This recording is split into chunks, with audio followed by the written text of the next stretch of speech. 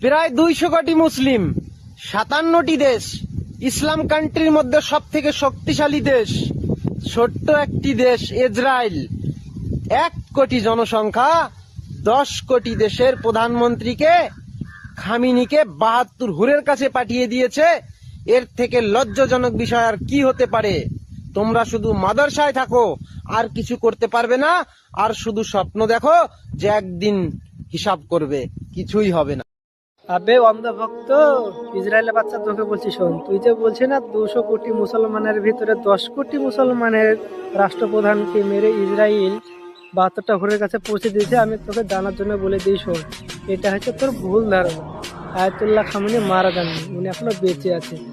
কিন্তু তুই যে কথাটা বললি যে তাকে মেরে জান্নাতের ঘুরের কাছে পাঠিয়ে দিয়েছে, এটা হচ্ছে কিছু সময়ের অপেক্ষা। ইসরায়েলকে তার উচিত জবাব দেওয়া হবে, অবশ্যই দেওয়া হবে তোদের পিতৃভূমিকে।